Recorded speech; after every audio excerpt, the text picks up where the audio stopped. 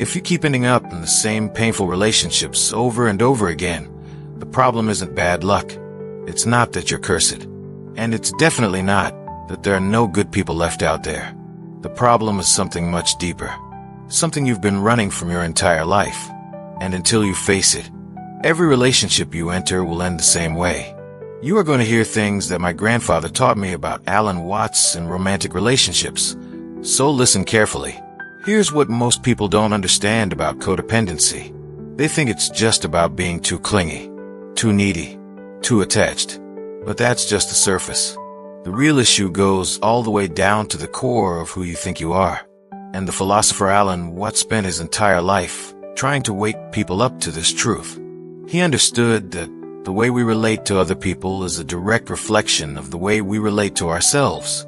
And if that relationship is broken, if we don't know who we really are, then every other relationship in our life will be broken too. So today we're going to explore what codependency really is, why it destroys relationships, why it stops you from growing as a person, and most importantly, how to break free from it, not through some simple trick or technique, but through a fundamental shift in how you see yourself and the world around you.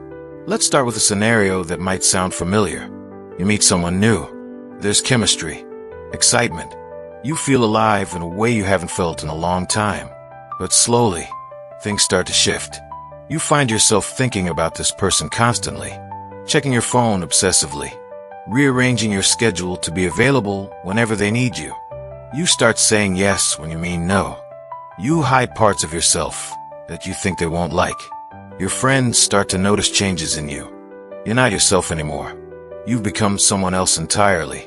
Someone who exists only in relation to this other person. And then the worst part happens. Either they leave, or they stay. But the relationship becomes something toxic. Something that drains you instead of filling you up. And when it finally ends, you're devastated. But not just sad. You feel like you've lost yourself. Because in a very real way you have. This is codependency. And it affects millions of people in their romantic relationships, their friendships, and even their family dynamics. Mental health experts describe it as a dysfunctional relationship pattern where one person becomes overly reliant on another for their sense of identity and self-worth. It's when you center your entire life around someone else's needs and desires at your own expense. And the cruel irony is that this excessive giving doesn't create love. It destroys it. The codependent person thinks they're being loving. They think they're being selfless. But what they're really doing is trying to control the other person through their caretaking. They're saying, in effect, I will give you everything, and in return, you must stay. You must need me. You must give me a reason to exist. That's not love. That's a transaction. And the other person can feel it, even if they can't put it into words. Alan Watts understood this deeply. He saw that what we call love is often something very different. He said that our so-called love and concern for another person is often just the other face of our own fear of death or rejection. Think about that for a moment. When you cling to someone desperately, when you can't imagine life without them, is that really love? Or is it fear wearing a mask? Watts would say that true love requires something that the codependent person is terrified of. It requires letting go. It requires allowing the other person to be completely free. And most importantly, it requires you to be whole and complete on your own first. But how can you be whole when you don't even know who you are? To understand codependency at its root, we need to understand something that Watts talked about throughout his entire life.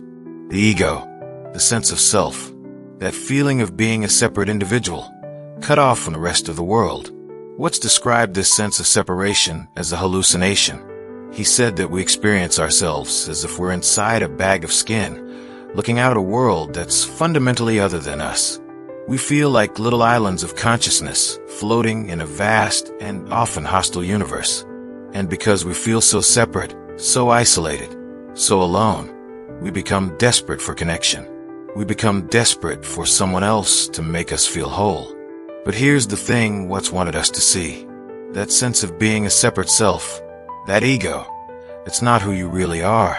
It's a construct, a mental image, something that was built up over years of conditioning, starting from when you were a small child. People told you who you were. They gave you a name. They said you were smart or dumb, good or bad, lovable or unlovable. And you absorbed all of these ideas and turned them into an identity. But that identity isn't the real you. It's just a story you've been telling yourself for so long that you forgot it was a story. Now, why does this matter for codependency? Because the codependent person is someone who has built their entire sense of self around other people. They don't know who they are outside of their relationships. Their identity is borrowed. It comes from being needed, from being the caretaker, from being the one who sacrifices everything for others. What's pointed out that many people who grew up in dysfunctional families learned very early that their worth depended on taking care of others.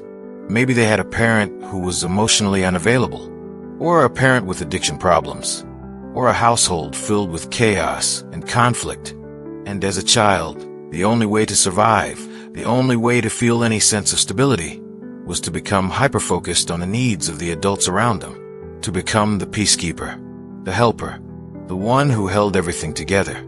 This creates a pattern that continues into adulthood. You become attracted to people who need you, people with problems you can fix, people who are emotionally unavailable, just like your parent was. And you keep repeating the same dynamic over and over again, hoping that this time, if you just love hard enough, if you just give enough, you'll finally get the love and validation you've been craving your entire life. But it never works. It can't work, because you're trying to fill a hole that can't be filled from the outside. You're trying to find yourself in another person. And as Watts would say, that's like trying to bite your own teeth or see your own eyes without a mirror. It's fundamentally impossible. The codependent cycle works like this. You enter a relationship feeling incomplete. You hope this person will make you feel whole. So you start doing everything for them. You lose yourself in their needs. You become their caretaker, their rescuer, their emotional support system. And for a while it feels good. You feel needed. You feel valuable. You feel like you have a purpose. But then resentment starts to build, because you're giving everything and getting nothing in return. The other person becomes more and more dependent on your caretaking. Or worse, they start to pull away because they feel suffocated. Either way, the relationship becomes toxic. And when it ends, you're left feeling more empty than ever before. So you find someone new and start the whole cycle over again. This is what Watts meant when he talked about clinging. He said that when you try to grab onto something and hold it tight, you destroy it. He used the image of water. If you try to grab water in your fist, it slips through your fingers. But if you open your hand and let it flow, you can feel it and experience it fully. Love works the same way. The tighter you hold on, the more it escapes you. The more you try to possess another person, to make them yours, to make them the source of your identity, the more you push them away. And even if they stay, what you have isn't love anymore. It's a prison that you've both built together. So how do you break free from this pattern? Watts would say that the first step is to see through the illusion, to recognize that the separate self you've been trying to protect and defend and make whole through relationships, that self doesn't really exist in the way you think it does. Now, this might sound strange. Of course you exist. You can feel your body. You have thoughts and emotions. You have a history, memories, experiences. How can anyone say that you don't exist?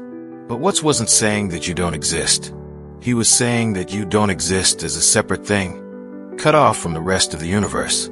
He liked to point out that you couldn't exist without the sun, without the earth, without the air you breathe, without the food you eat, without the countless generations of ancestors who came before you. You are not a separate island. You are a wave in the ocean of existence. And just as a wave is not separate from the ocean, you are not separate from everything else.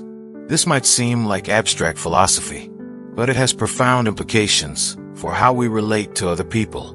When you truly understand that you are not separate, that you are already whole and complete as you are, the desperate need to find yourself in another person starts to dissolve. You can be in a relationship without losing yourself. You can love someone without clinging to them. You can give without expecting something in return. Watts talked about this in terms of what he called the different types of love. There's love that comes from fear, from need, from a sense of lack. This is the love that says, I need you to complete me. I need you to stay. I need you to make me feel okay about myself. And then there's love that comes from fullness, from abundance, from a deep knowing that you are already whole. This is the love that says, I enjoy being with you. I appreciate you. I want to see you flourish. But I don't need you to be anything other than what you are. The first type of love is codependency. The second type is what's called real love. And you can only experience the second type when you've stopped looking for yourself in other people. Now, let's talk about something practical. How does this actually show up in daily life?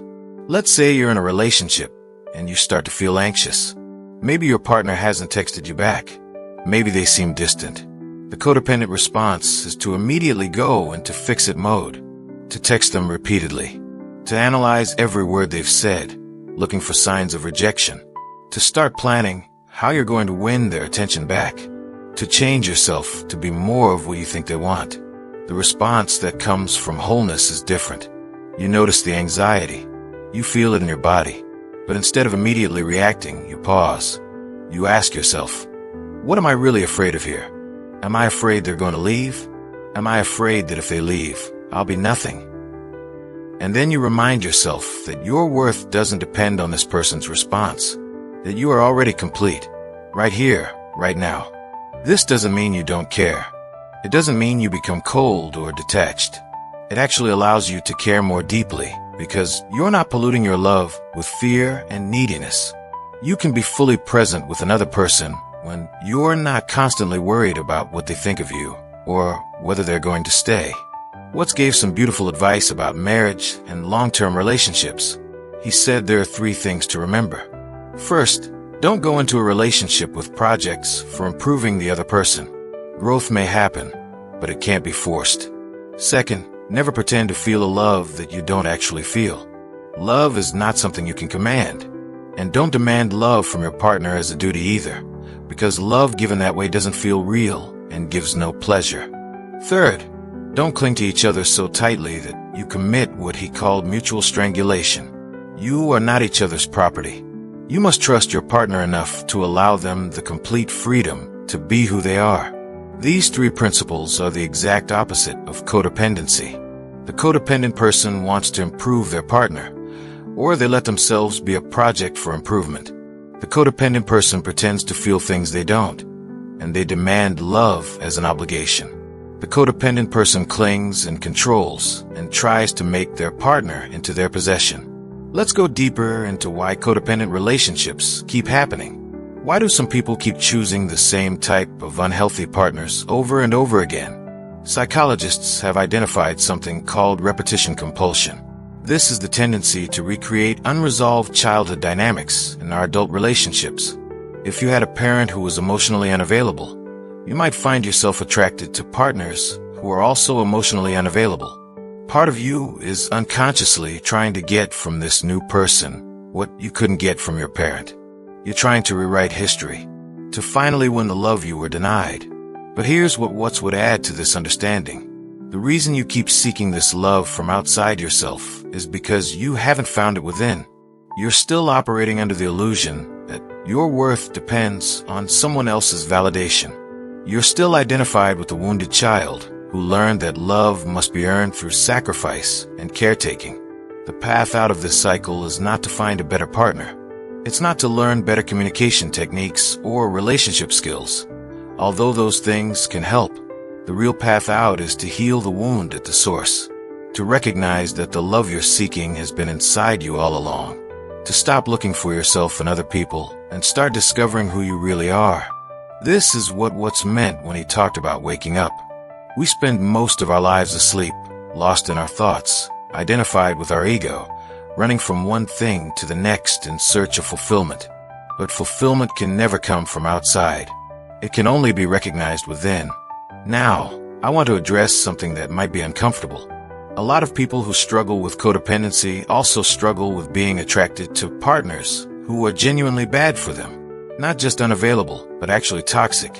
People who manipulate, who control, who take and take without giving anything back. Sometimes even people who are abusive. Why does this happen? There are several factors at play. First, there's the familiarity factor. Our brains are wired to seek what feels familiar, even if what's familiar is painful. If chaos and drama were normal in your childhood home, then peace and stability might actually feel boring or suspicious to you as an adult.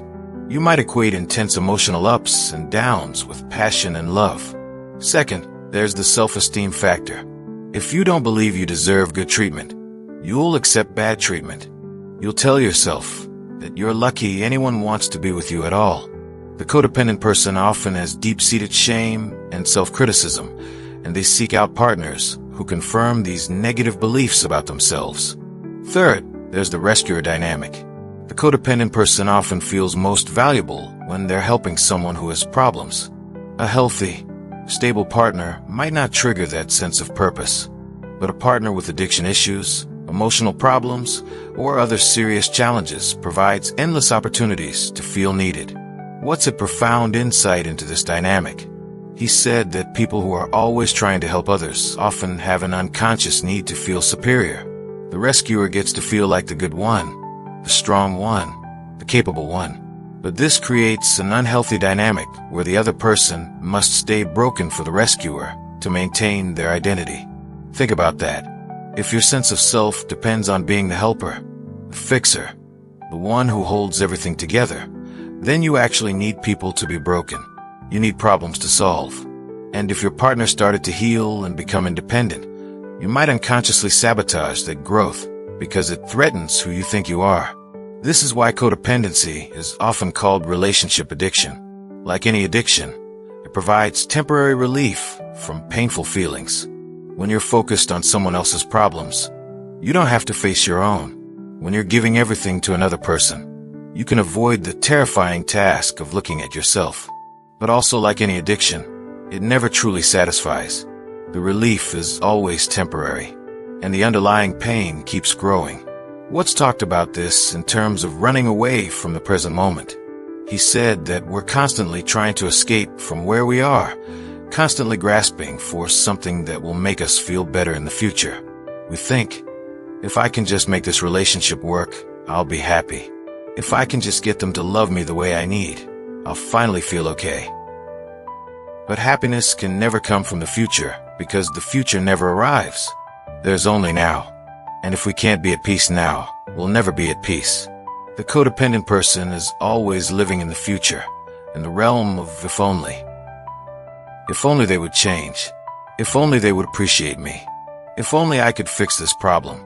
This constant projection into the future prevents them from ever experiencing the reality of the present moment. And the reality of the present moment might be that this relationship is unhealthy, that staying is causing harm, that the best thing to do would be to let go. But letting go is terrifying for the codependent person, because letting go of the relationship feels like letting go of themselves. They've invested so much of their identity into this other person that they can't imagine existing without them. This is what Watts meant when he said that we cling to things because we believe that without them, we'll lose something essential about ourselves. But here's the liberating truth. You won't lose yourself by letting go. You'll find yourself. The self you lose when a codependent relationship ends wasn't your real self anyway. It was just a role you were playing, a story you were telling yourself. And when you let go of that story, you create space for something authentic to emerge. Watts used a beautiful image to describe this. He said that life is like music, and the point of music isn't to reach the end. You don't sit through a symphony thinking, I can't wait for this to be over so I can say I heard it. The point is to enjoy each moment as it unfolds, to let the melody wash over you, to be present with what's happening right now. Relationships should be the same way. The point isn't to reach some final destination, some state of permanent security where the other person can never leave and everything is fixed in place forever.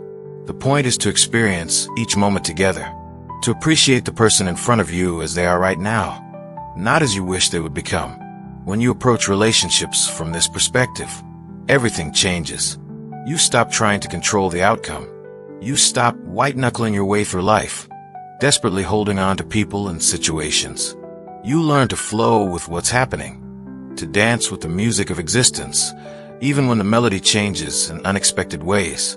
Now I want to share what's considered the deepest truth about love and relationships.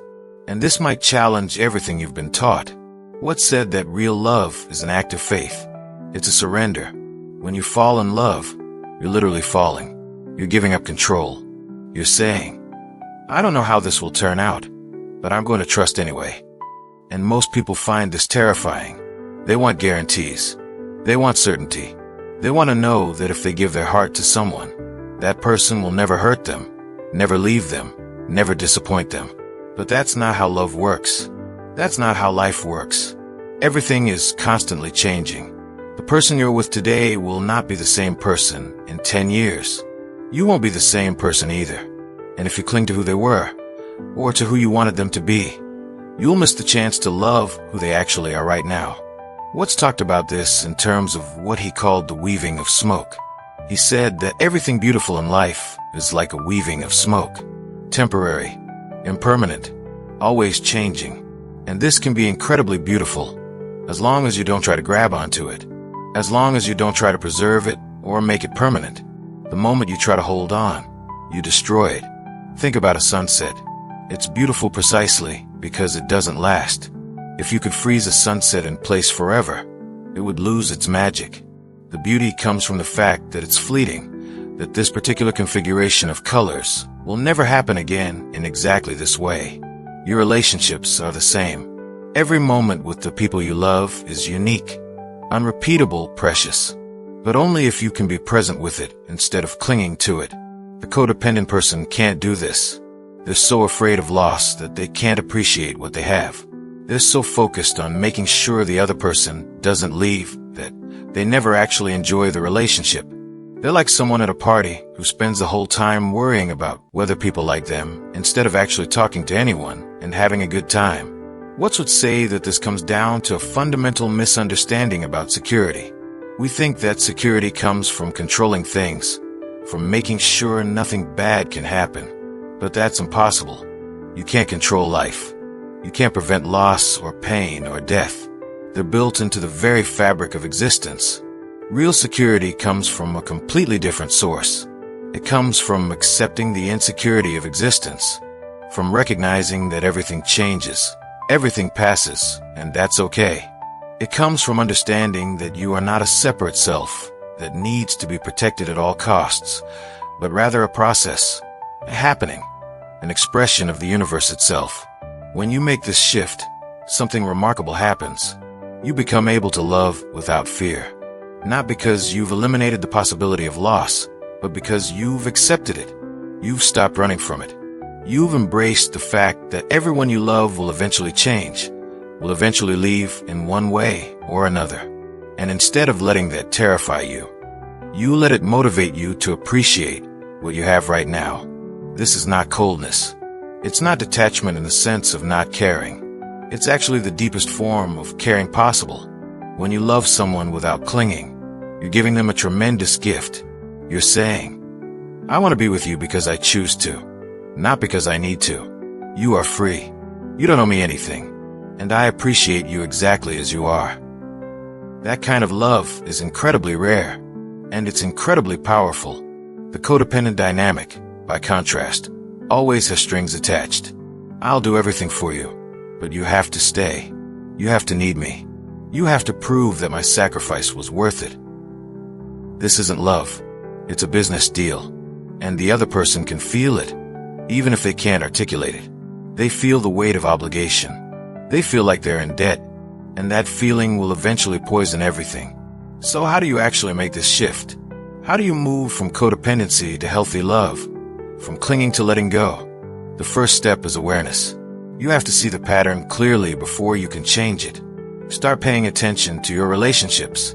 When you feel anxious, when do you feel the urge to control or fix or rescue? What triggers your fear of abandonment? Keep a journal. Write down your thoughts and feelings. Start to notice the stories you tell yourself about why you do what you do. Watts would add that this awareness should be without judgment. Don't beat yourself up for being codependent. That just adds another layer of suffering. Instead, observe yourself with curiosity. with compassion, as if you were a scientist studying an interesting phenomenon. The more you can watch your patterns without getting caught up in them, the more space you create for change. The second step is to start building a relationship with yourself. For many codependent people, this is uncomfortable because they've spent their whole lives focused outward.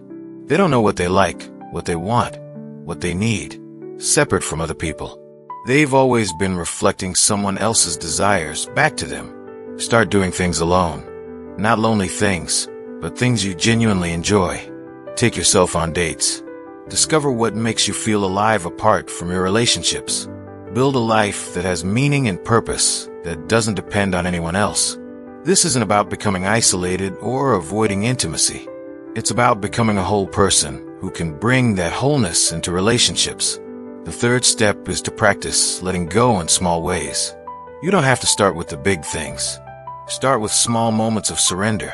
When you want to check your partner's phone, don't. When you want to text them for the third time because they haven't responded, put the phone down. When you want to fix their problem for them, let them figure it out on their own.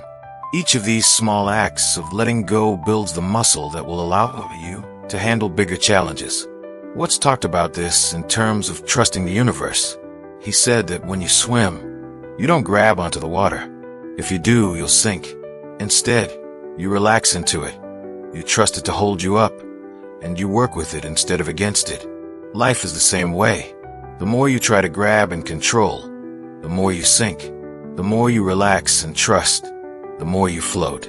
The fourth step is to examine your beliefs about love and relationships. What did you learn growing up? What patterns did you see in your parents' relationship? What messages did you absorb about what it means to be in a relationship, about your role as a partner, about your worth as a person? Many of these beliefs are operating unconsciously, driving your behavior without you even knowing it. Therapy can be incredibly helpful here. A good therapist can help you uncover these hidden beliefs and challenge them. They can help you see that the story you've been telling yourself isn't the only story. They can help you build new patterns that are based on reality rather than on childhood wounds. The fifth step is to set and maintain boundaries. The codependent person typically has very weak boundaries. They say yes when they mean no. They allow others to treat them poorly. They take responsibility for other people's emotions and problems. Learning to set boundaries is one of the most important skills you can develop. A boundary isn't a wall. It's not about pushing people away. It's about knowing where you end and someone else begins. It's about saying, this is what I need, and this is what I'm willing to accept, and this is what I'm not willing to accept. When you have clear boundaries, you can actually be more intimate with others because you're not constantly feeling violated or overwhelmed.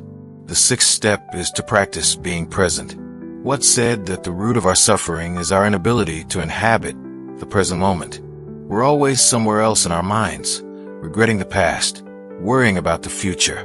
But life only happens now. This moment is all you have. And if you can learn to be fully present, fully aware, fully engaged with what's actually happening instead of what you're afraid might happen, everything changes. Meditation can help with this. Not complicated meditation. Just sitting quietly and paying attention to your breath, to the sensations in your body, to the sounds around you. When your mind wanders, which it will, gently bring it back. This simple practice, done consistently, can rewire your brain and help you stay grounded in the present moment even when things get difficult. Let me bring all of this together. Codependency isn't just a relationship problem. It's an identity problem. It's what happens when you don't know who you are, so you try to find yourself in other people.